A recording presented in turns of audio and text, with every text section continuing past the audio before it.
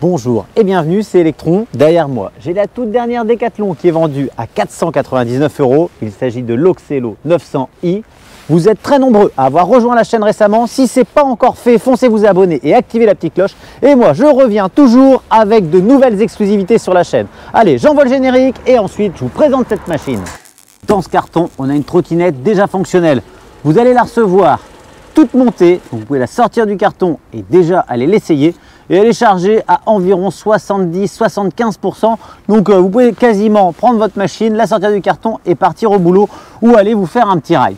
Alors ce qui est important, c'est que moi je l'ai déjà ouvert puisque je voulais absolument avoir une trotte complètement chargée, puisque dans cette vidéo, non seulement je vais vous unboxer, vous présenter la machine, mais surtout je vais la tester pour savoir son accélération, son freinage et surtout son autonomie. Du coup, dans ce carton, je vais trouver un chargeur qui est ici, d'une puissance de 2 ampères-heure. On va charger la machine en 3 à 4 heures. On a également une petite BTR qui va servir à vérifier les serrages, mais clairement, il y a plein de BTR différentes à utiliser pour vérifier les serrages de la machine, donc cette clé est un peu inutile.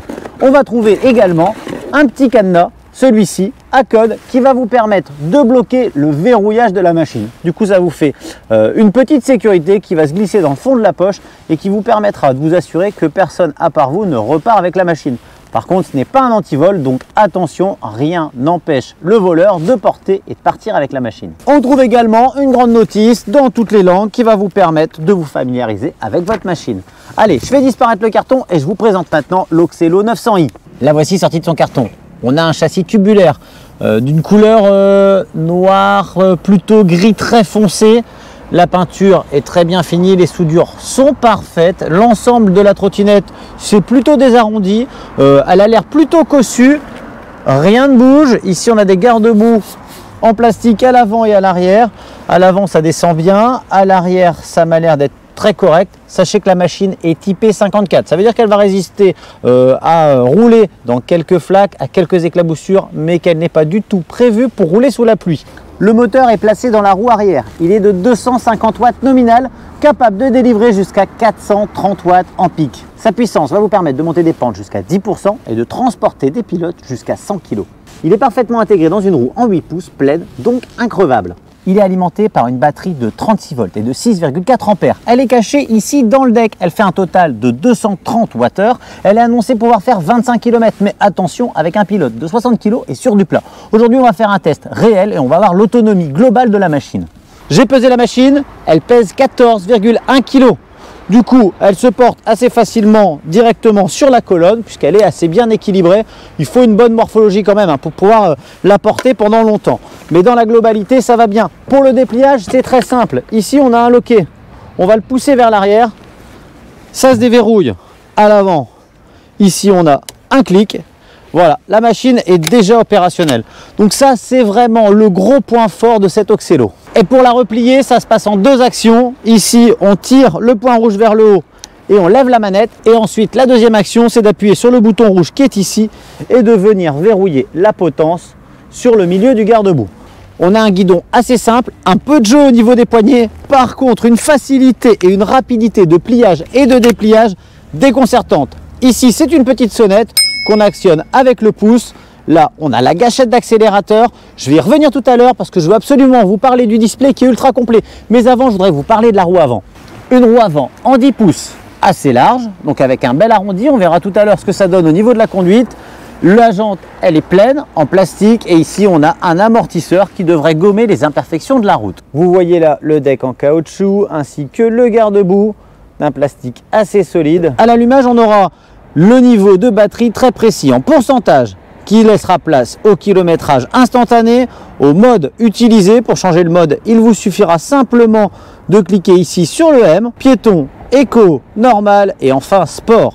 En dessous, on va pouvoir choisir d'afficher soit le kilométrage restant de la machine, là elle m'affiche 20 km, le trip journalier ou enfin le trip total. Et tout en bas, on va avoir le niveau de batterie sur 5 bûchettes. Et en dessous, on va avoir 4 boutons qui nous permettent d'allumer, d'éteindre la machine, mais aussi les lumières, de changer le mode de conduite et enfin de changer les informations qui vont s'afficher sur le compteur. Voilà pour le display de cet Oxelo 900i qui est vraiment top, lisible et très fonctionnel. Moi, ce que je vous propose maintenant, c'est d'aller tester cette machine. Découverte, hein, tout de suite, on se rend compte que le plancher est assez bas et ça, c'est très agréable. On a une position de conduite qui est assez bonne. Je fais 1m73 et c'est parfait pour moi. Je pourrais faire 15 cm de plus, mais on sent bien que cette machine n'est pas conçue pour les très grandes personnes. Le deck est relativement confortable. Sur du macadam comme ici, très propre, ça passe vraiment très bien, mais la machine est très rigide. J'ai l'habitude, quand ça cogne un petit peu, de me positionner sur l'arrière de la machine. Là, pas du tout, comme on a une grande roue devant et un amortisseur à l'avant. Le poids, quand ça claque un petit peu, vaut mieux le positionner sur l'avant de la trottinette, comme ça on profite de l'amortisseur et de la roue en 10 pouces. Au niveau du lock, il n'y a pas du tout de jeu. Ce que je vous disais tout à l'heure, au niveau du guidon, ça se confirme. On a un petit peu de jeu ici au niveau du pliage. Mais on sait hein, que ce système-là, il a été déjà super éprouvé chez Decathlon. Le vieillissement ne l'accentue pas. Ce que je vous propose immédiatement, c'est de faire un test freinage. Donc là, je vais m'élancer. Je suis à 20 km/h. Je vais freiner ici. Voilà, ça freine très bien. Ça freine trop fort. J'ai bloqué immédiatement le pneu arrière. Donc vous voyez la distance de freinage, moi j'ai freiné pile poil au coffre de la voiture. Donc on pourrait mesurer, mais on doit avoir environ 3 mètres, 3 mètres 20 pour un freinage à 20 km/h. Alors on sent que le freinage il est très mordant, que le frein à tambour fait bien son travail. On manque cependant sur une route un petit peu grasse comme ça d'adhérence tout simplement du pneu arrière pour pouvoir bien transmettre toute la puissance du frein dans la roue et sur le macadam. Allez, petit test monté, je pousse une fois avec le pied et ensuite j'appuie sur l'accélérateur. Ici on monte un pont, on ne doit pas avoir une pente gigantesque, mais vous voyez qu'elle arrive à prendre facilement de la vitesse. On doit être chargé à environ 80 kg. Elle va aller chercher gentiment les 20 km/h. Donc voilà, la puissance c'est marrant parce qu'elle n'est pas délivrée immédiatement. C'est vraiment une accélération linéaire. Donc qui ne va pas du tout vous surprendre, qui ne va pas du tout vous déstabiliser, mais qui est capable de monter des pentes. Vous voyez, ça monte encore un petit peu ici au niveau du pont. Et ça passe vraiment tranquillement, sans élan. Il n'y a pas vraiment besoin de se prendre la tête. Là, on est vraiment sur un grand pont. Et ça passe. Donc le test monté, validé. On a parcouru là déjà 5 km. On était en mode D, je vais passer en mode S. On est en centre-ville parce que c'est clairement le terrain de prédilection de cette machine. Alors là, je suis sur du pavé et vous allez voir que ça tremble vraiment beaucoup. Voilà qu'on a 10 km. Donc on a parcouru 5 km en mode D, 5 km en mode S. Je vais regarder le niveau de batterie. Il va vous suffire d'allumer la machine. Comme ça, vous allez avoir l'affichage. Il ne me reste apparemment que 30%. Donc, j'ai repassé en mode D, histoire de finir et d'essayer de rentrer. Là, je roule sur une espèce de schiste. Franchement, ça passe, mais le schiste, il est vraiment bien plat. Donc ça, c'est plutôt top. Petite note très importante, c'est qu'aujourd'hui, il fait environ 4 degrés. Donc, quand il fait très froid et que votre batterie est complètement neuve, vous n'avez pas la pleine autonomie de la machine. Donc, s'il faisait meilleur, donc si on avait une température plus proche de 20 degrés et que la batterie avait été rodée une dizaine de fois, on aurait certainement un résultat au-dessus de 20%. Voilà les amis, on est sur la fin du ride. J'ai parcouru exactement 14,1 km si j'éteins la machine et que je la rallume. Et du coup après on va passer au bilan. Le niveau de batterie est à 17%, donc il m'en reste un tout petit peu sous le coude. Mais clairement j'aurais aimé avoir un petit peu plus de batterie. Ce que j'aurais aimé également, c'est que la machine nous annonce un IP supérieur, qu'elle soit résistante à l'eau, puisque moi, chez moi, il pleut beaucoup. Côté autonomie, si on m'avait mis 20% ou 30% en plus de batterie, ça aurait été le top. Là, clairement, j'ai fait 14,1 km dans un mode de conduite plutôt normal, entre 17 et 25 km/h, plutôt 23 même. Donc on pourra faire un petit peu plus si on est plus léger ou qu'on roule un peu moins vite.